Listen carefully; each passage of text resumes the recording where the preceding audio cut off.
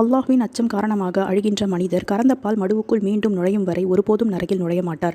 அல்லாஹ்வின் வழியில் படிந்த புழுதியும் நரக புகையும் இணைந்திடாது என்று நபி ஸல்லல்லாஹு அலைஹி வஸல்லம் அவர்கள் கூறினார்கள். ஹதீஸில் சொல்லப்படுவது, இப்போ நம்ம ஒரு வாட்டி மாட்டில் இருந்து நம்ம பாலை கறந்துட்டோம் அப்படின்னா அதை நம்ம திருப்பியும் நம்ம மடுவுக்குள்ளே செலுத்த முடியாது.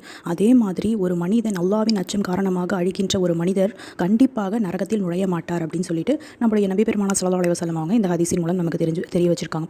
அது மட்டும் இல்லாமல் அல்லாஹ்வின் அச்சத்தில் அதாவது தனிமையில் அல்லாஹ்வை நினைத்து அழக்கூடிய ஒரு மனிதருக்கு அல்லாஹ் தஆலா இந்த மற்றொரு மாபெரும் ஒரு சிறப்பை வச்சிருக்கான். என்ன அப்படின்னு சொல்லிட்டு பார்த்தோம்னா, அர்ஷின் நிழல், அதாவது மறுமை நாளில் நம்ம எந்த ஒரு நிழலும் கிடைக்காதா அப்படின்னு சொல்லிட்டு ஏங்கி கொண்டிருக்கும் நிலையில் இந்த காரணத்தினால் அல்லாஹ் தஆலா மாபெரும் தன்னுடைய அர்ஷுடைய நிழலையே அல்லாஹ் தஆலா தரக்கூடியவனாக இருக்கான். சுப்ஹானல்லாஹ். அல்லாஹ்வுடைய அருட்கொடை, அல்லாஹ்வுடைய நியமத்தை எண்ணி நம்ம அவனுக்கு நன்றி செலுத்தும் விதமாக தனிமையில் அவனுக்காக சிந்தக்கூடிய ஒரு கண்ணீர் துளிக்கு அல்லாஹ் தஆலா இந்த மாபெரும் சிறப்பை வச்சிருக்கான். அப்போ இன்ஷா அல்லாஹ் நம்ம ஒவ்வொருவருமே அதிகமாக அல்லாஹ்வை நினைவு கூறக்கூடிய மக்களாக இருக்கணும். அஸ்ஸலாமு அலைக்கும் வரஹ்மத்துல்லாஹி வபரகாத்துஹு.